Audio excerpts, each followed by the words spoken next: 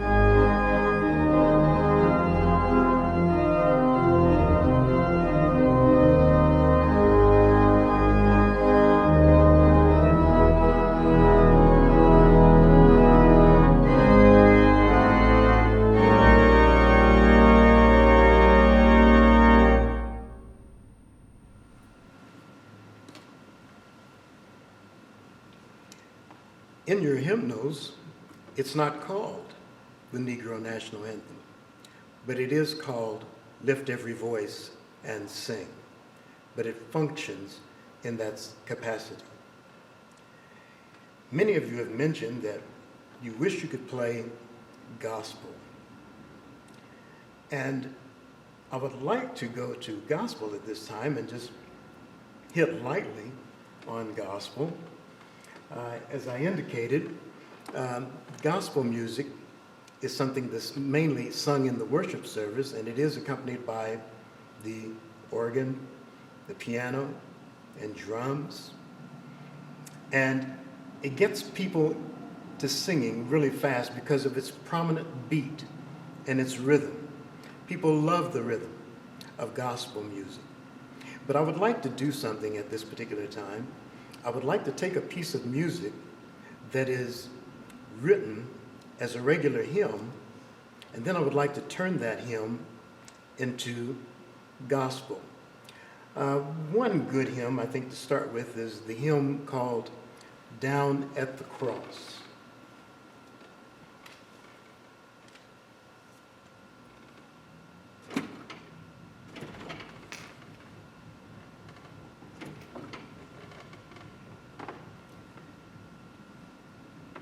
Down at the Cross is pretty much written like in the straight version.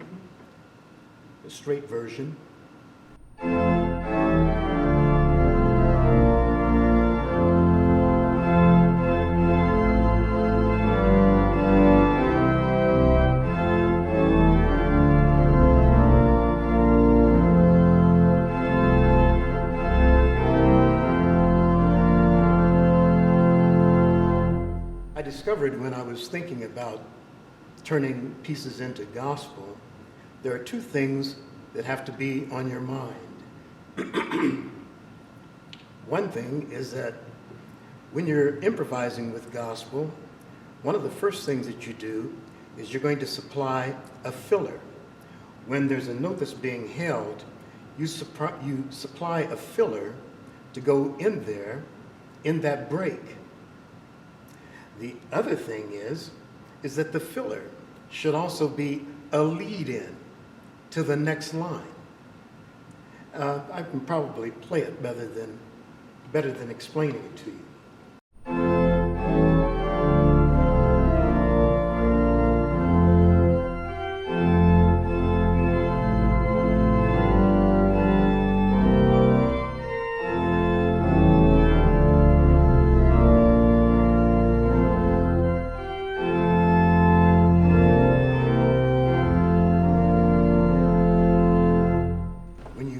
Add the filler just in the soprano, then I think it's fairly easy to go back and then with the filler that you're supplying, turn the filler into chords.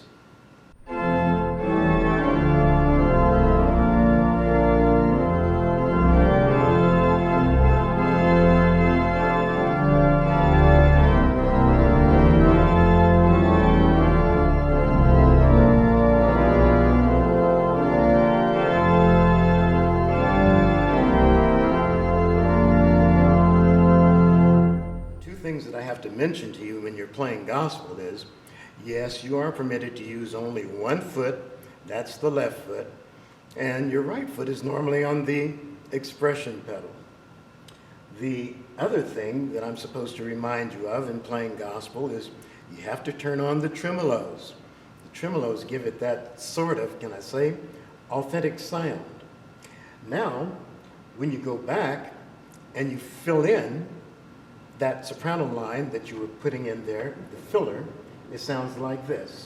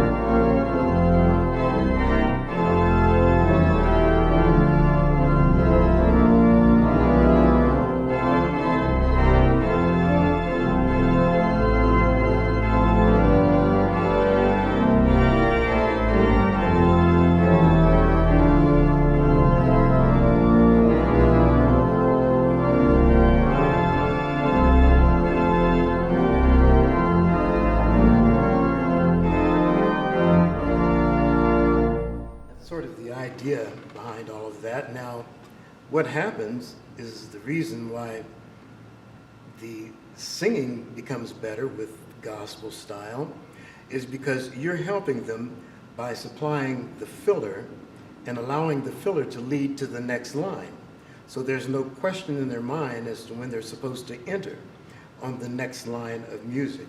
And at the same time, having a little bit of fun. You could tell how prominent the beat was. I'd like to use two other pieces and do the very same thing.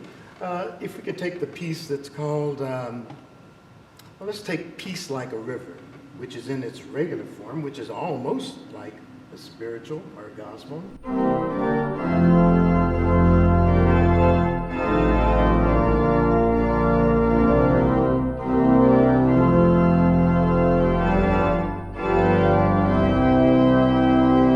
That's without. And then we add the soprano fill-in.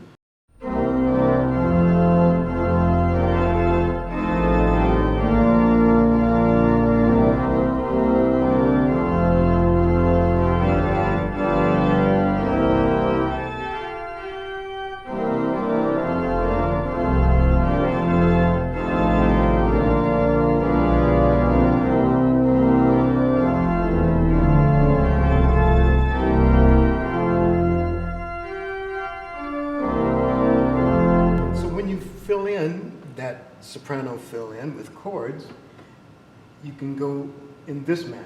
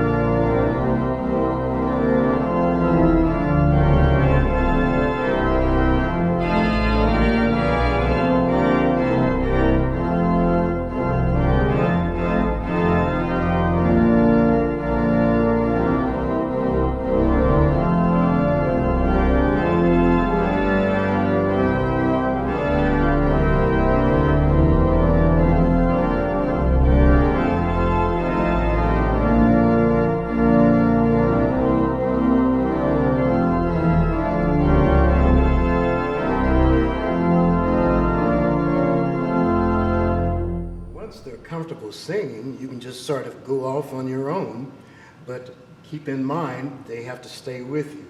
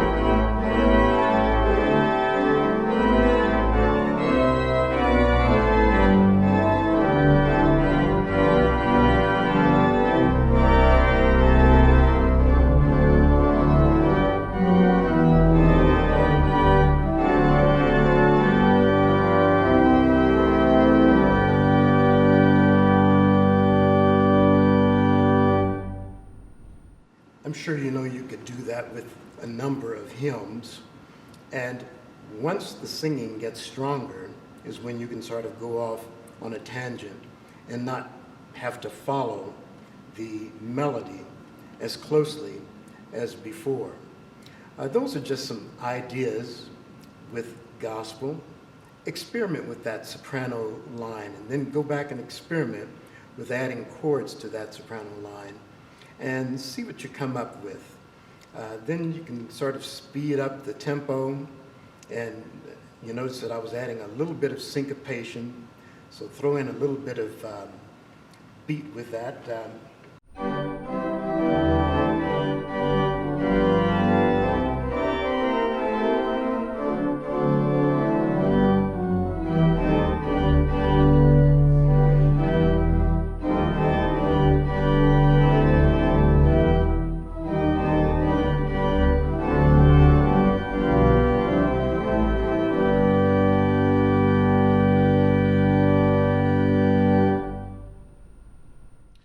Gospel is fun to play.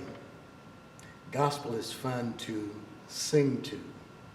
And it's for that reason, because of its rhythmic idea that you just experienced, it's very interesting how in a service, you could be playing any hymn, but when you break into and put a gospel touch on a hymn, all of a sudden people start trying to clap to the piece, hopefully on the offbeat. If you get some people who clap on the beat, well, so be it. At least they're participating. But that's just the beginnings of gospel. There's some gospel pieces that are slow, that you could do the same thing by adding that soprano improvised line to, and so treat it the same way.